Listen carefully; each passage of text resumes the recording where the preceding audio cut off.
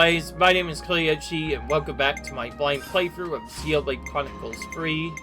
We have this episode, sort of, is Switch with the Japanese voices enabled, where in the last video we left off Gengai a bit more. As you can see by my thing, I finally got all the local mask items, and now I'm going to move on to the other items.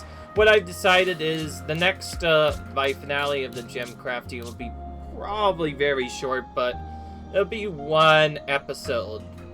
Although probably to balance it out, I'll try to show off maybe the Notepad DLC right away, since the Notepad DLC itself isn't actually that long or really any brief. The only big thing it does is like just extend stuff. By the way, I will have to controller change for it, so that will be something I have to do.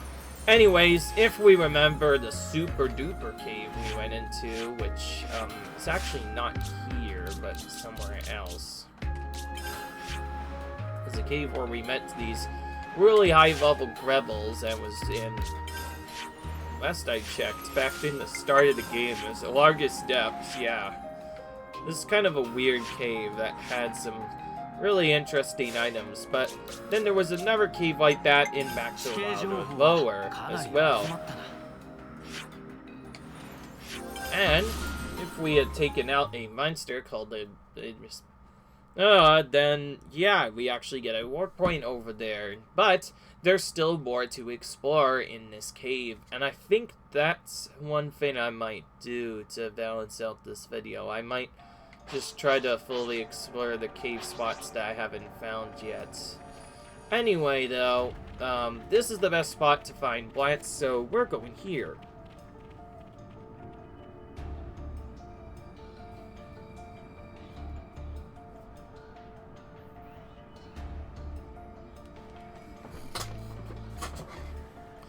Alright, well, first off, though, we need to kill these other regular Arachnos and other stuff that are in the way before we can do other stuff. Sorry if I delayed a little bit, but you might notice these monsters are pretty high level. They can definitely clean us if they get a chance. Though we have the level advantage, that doesn't necessarily guarantee safety. Anyways, while this run probably will we're going to definitely kill this first, just because it's easier and makes the unique monster battle much safer. The reason why we couldn't do it before is because, well, we straight up were unable to do it otherwise. Since we don't really need materials for them, we can feel free to just kill it normally. Now I will be briefly changing out my setup, because to get one of the next upgrades done, you want to have full Zodiac, so I'll have to, of course, change up my setup to match the thing that I'm trying to put on, since so happens to have a completely different series of arts and skills altogether. So setting them up can be quite tricky, though that will be pretty easy, since basically I just need to put on arts that need to be upgraded. So if an art needs upgraded, then I'll use that, and then I'll also take this as well while we're here. There are some unharvested EVs theirs we could take instead, but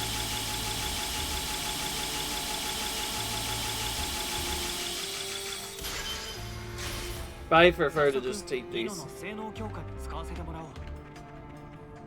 Alright, anyways, the first thing we're going to do is trigger each of these blants to appear from the ground up, and then kill them. On the second kill, I might have to use just my days. Yeah, definitely. Seems they not smart right now. None of them have a days up. It should be up by the third time now. By the way, we'll get some pretty good chances at purple items just killing these regular blends, as they're so high levels that purple materials are very, very common from them. Anything close to 96 will have the same setup like that. This also makes Gulkin items pretty easily, since them and Inca items could all be farmed from one big massive cave, which is another cave that also holds the super boss. We intentionally ignored them, of course, because we were trying to do some other stuff first, but yeah, it was fun.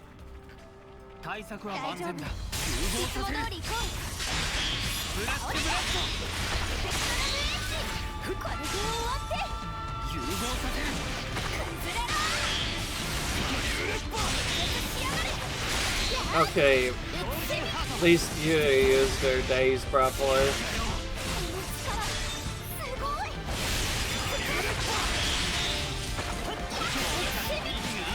I'll be removing the extra burst option once we're done, because we don't really need that on the arts. Instead, having a specific talent art set up on each person is probably going to be slightly better.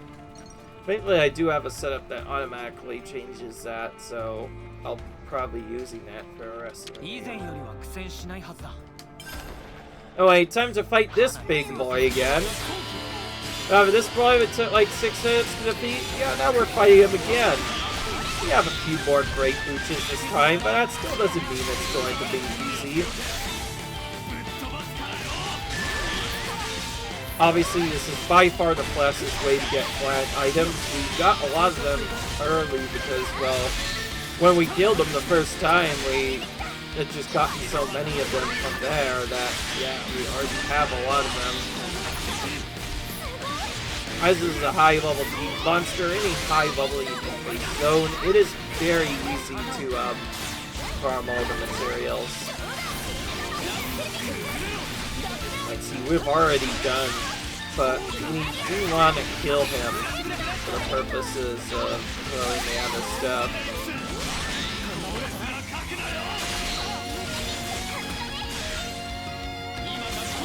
Best way to do it without wasting time with a chain attack is likely either just chaining early or doing some other stuff, so I'm gonna start chaining early.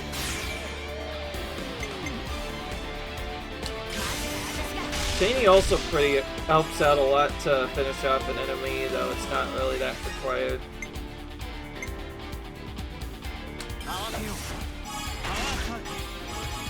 Oh, we got one of the DPS's in there.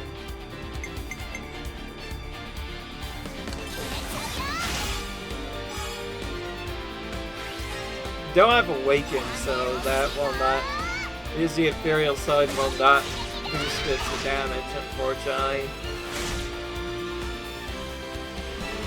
We really do need one of those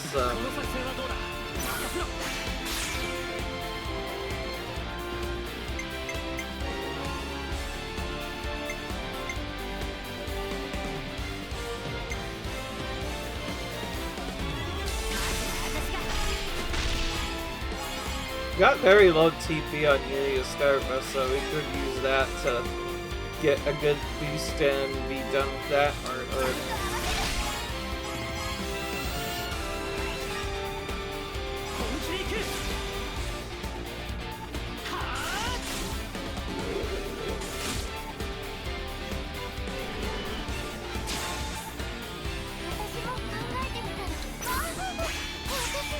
Okay.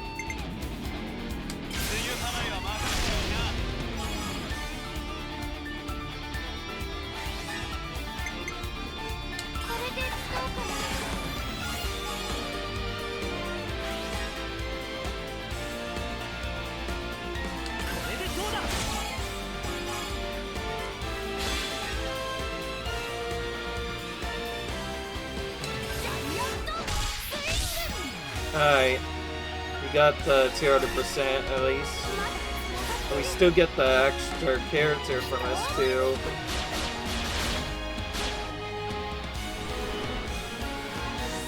There's Zini. We didn't get it the last time we did this. Honestly, it's not bad to just do Mio right here since we'll get Noah's boost art. Although they are not a defended character, so I would have preferred the other option, but not really have much of a choice, because otherwise we don't get an Oracle's art at all. Especially with my setup, we want to get Lance if we can, but we went over. I knew I shouldn't have used that. I should have just went straight for a healer, my bad. gonna reduce the damage of this guy a little bit, but whatever. We get to at least use Lance one more time.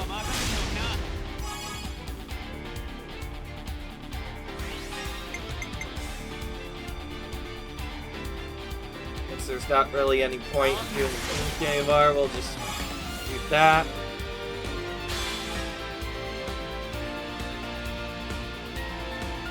Fast charge. Put on everyone.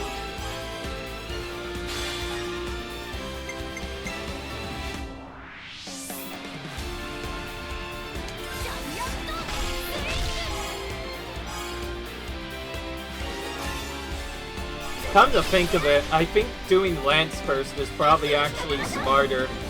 The only reason I did Uni first multiple times is because I thought Sheehan actually did more damage, but the Hammer Nice doesn't really have that much damage, so come the next chain I might just do that.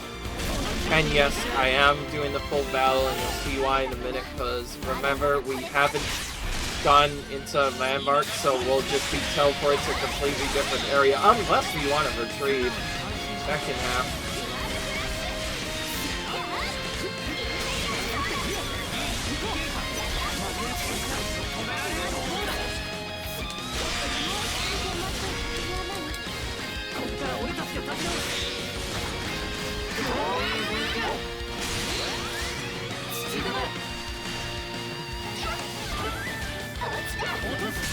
There's a slash.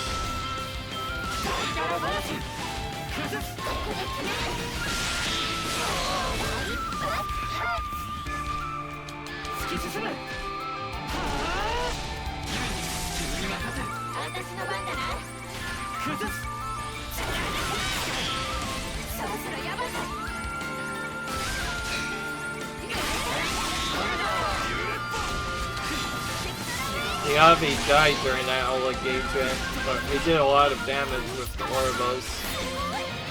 Mastering Oribos is definitely the way to get these battles killed. These unique monsters dead much faster, although with Daisy, Anj combo is significantly faster, like at least Miazin's faster. But here you can see, because this monster is a slightly higher level, it means that takes a lot longer to do. I'm just gonna try and do Lance's break. I do want him to do a lot of damage, so even if...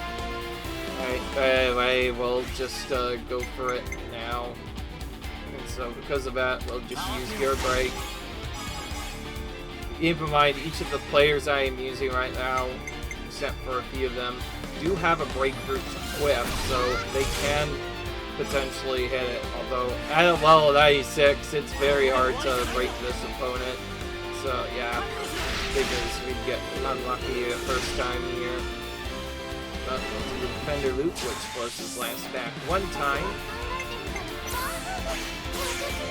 Because Lance has so low attack power TP, he's probably not going to hit until you come the next battle.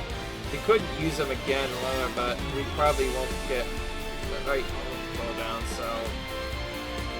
Well, lucky, we'll just do Uni or Taion next. Okay, we got the break the second time around, though, thank goodness. Shoot Neo to topple.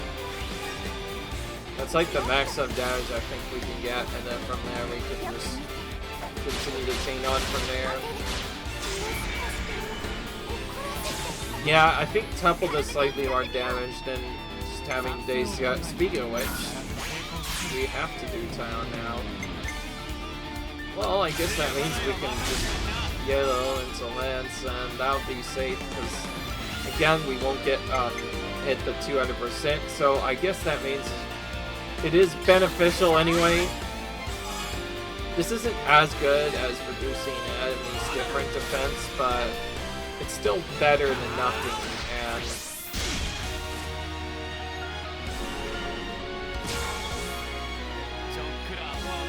yeah, we can't do either of those, so we have no choice but to do Neo now.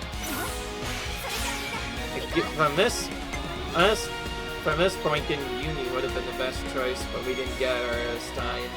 Yeah, let's use her now.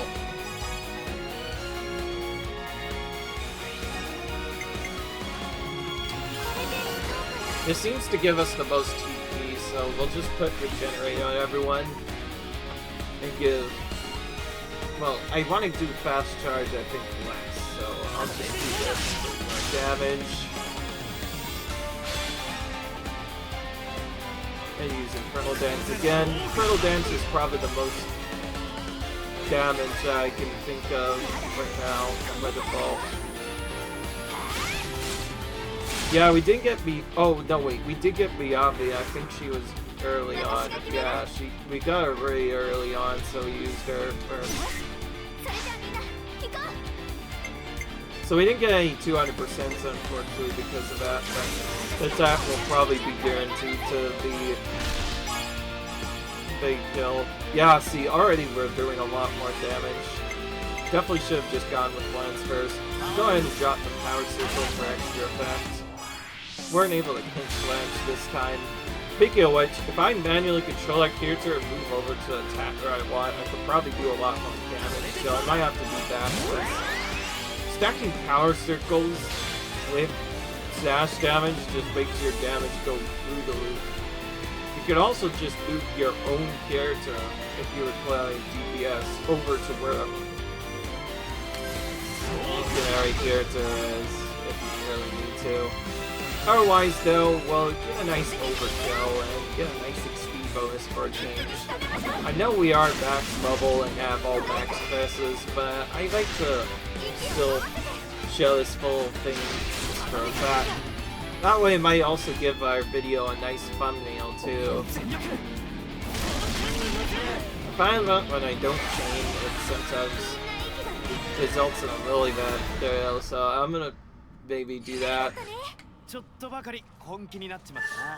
And there we go. Now we've survived, let's check the other spots, I guess. We'll be trying to skip most ads, of course, if we can. Okay, we got the chest without having to fight him. If for some reason I can't get the chest because Sarah hasn't signed in, we'll zip it then. Okay, that part is done. Okay, so we couldn't go there, so let's go into this next area. I want to at least get the full map explored. I feel like that'd be interesting. That way we can also figure out what super boss is even in here. This random cave in really the middle of nowhere. Hello. Origin Shard?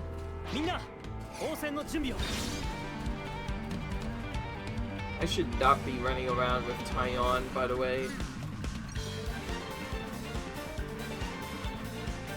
Oh, there is a secret puzzle here. Okay, so I'll extend the video a decent amount. Let's run around with Sita to make sure we don't die.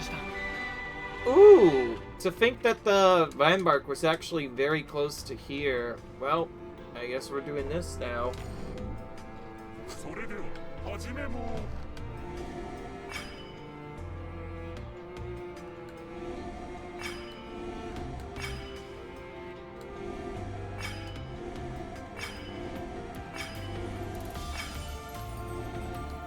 Okay, we got it. It's a little tricky, but not too hard. Also, it's just the puzzle we needed to solve to get in here, and then once we do, there's a super boss. Dreadworm Nizoot. Oh, by the way, we can skip them just like we did the other battles.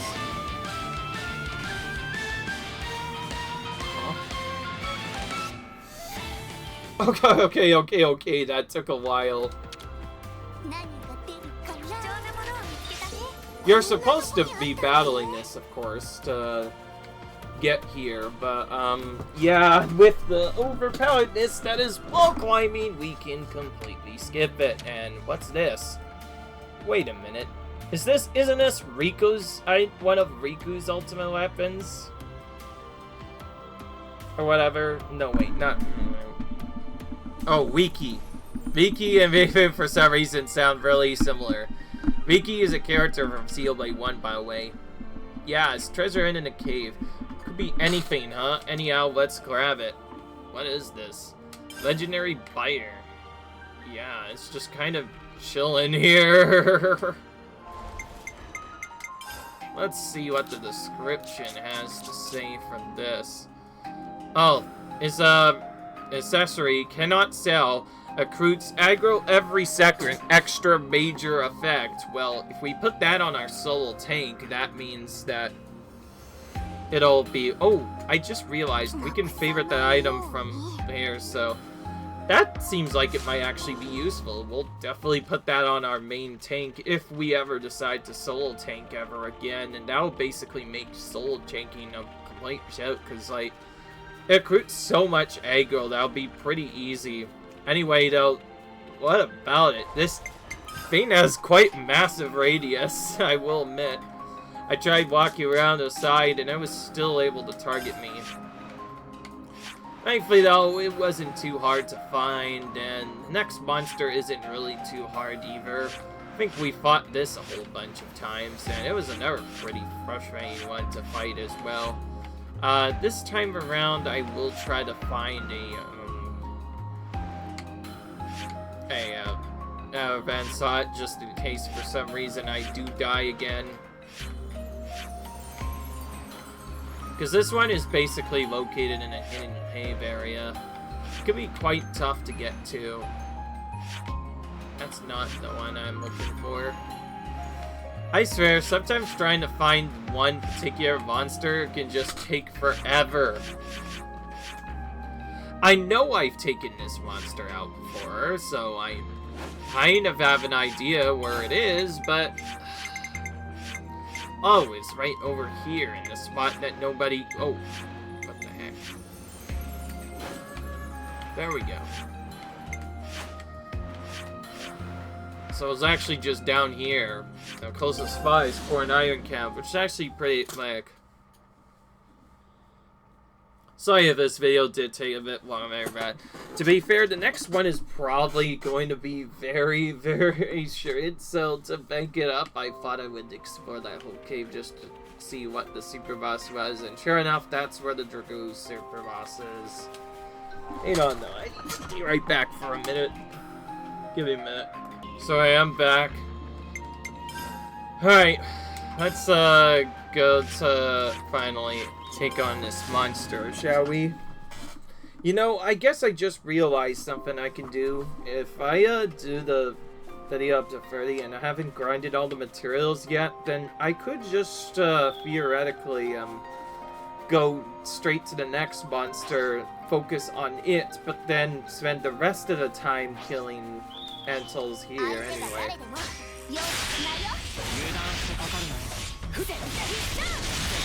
Otherwise, though, anyways, this is the area that has the Antol workers in the Antol queens. There are a few things you can deal with first, though, before you find the unique monster. Now, the unique monster that I fought here, pretty infamous, where it's was certainly a very rough battle the first time we did it. It had a lot of AoE, and in the end, we barely ended up winning the fight. Yeah. Quite a nasty fight. Like I said, some monsters are not easy by any means. There's also some other random monsters that might get in our way, so we'll definitely kill them too. Wow, this is a three-way wink, so that means all three of these Antols will pull together.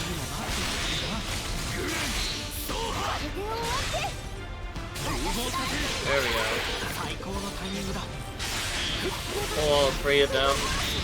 They are linked, so they'll automatically pull it anyway, and then we will take out the unique. Of course, this depends if we might get lucky and get all of our jobs we need right now. Otherwise, though, it's Spiky Aurelia. You've probably heard this one before. It's a pretty annoying unique monster with nasty AoE that can very quickly run you if you're ready.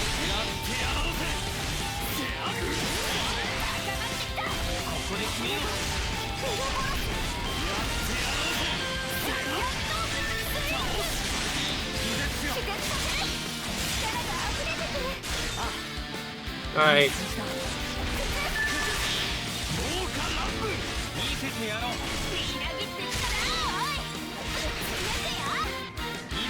Obviously, it's by far, above and beyond the best spot to farm Antol Queen materials.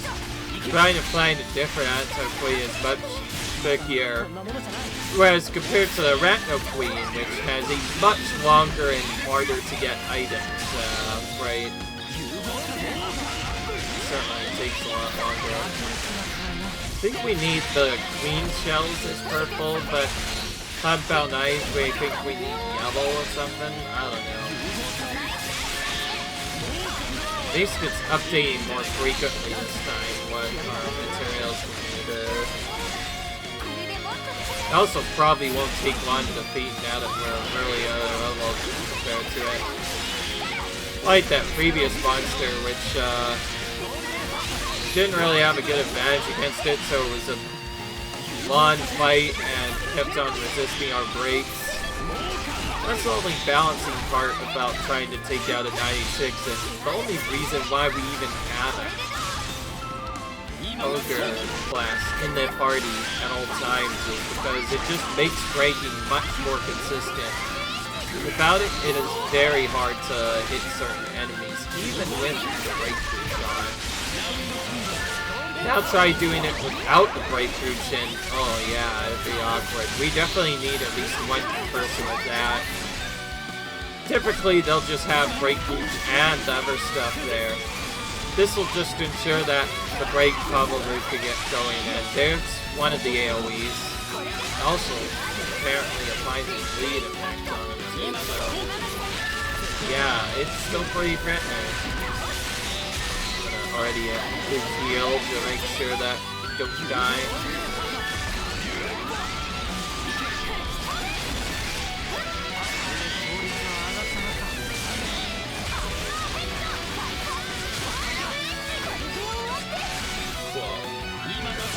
Okay, we actually got a good amount of drops right away, so it probably won't actually take that long. Yeah, especially if we get another series of drops immediately after killing it, which is nice.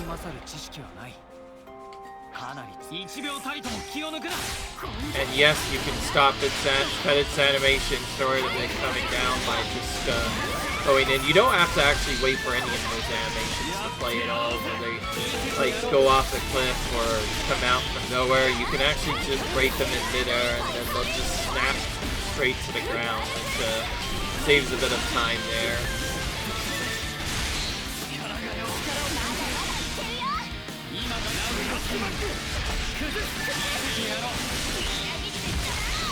Cannot get it on the first try, sorry. Can't break that ever.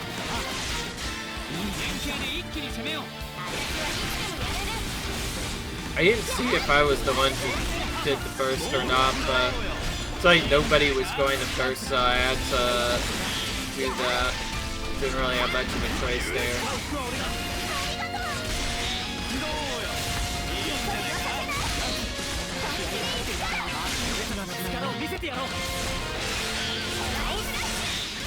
Honestly, it's weird that we're missing this, considering at least a few people have Way Home, which is the auto burst option that does allows you to burst outside of just using a talent art. So it feels kind of sad whenever we miss the burst because we can't get any of the extra stuff. Now the big annoying part, though, that you probably have already seen before is just because we get one item really quickly doesn't mean that we'll be done. After all, you need 2 sets of Antol Queen stuff for the same item, so yeah, you're kind of stuck doing that for a while. There's the big AoE. That one in particular is probably the one that killed us the first time. The if you're doing a chain, you probably want to freeze and use your chain attack there right away.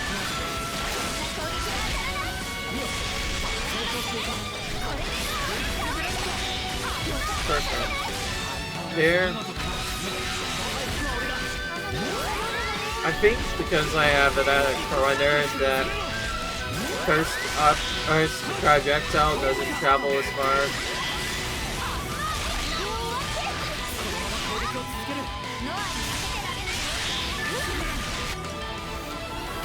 Okay, well, that clean shell is not chopping as much as I thought, but we can always still get it in the next episode. So before I freeze to death, I'm going to save this video here and call it quits.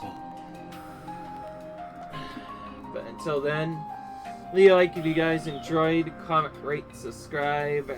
I'll see you guys in the next video where hopefully we finish off this gym grinding once and for all. And until then, bye and bye.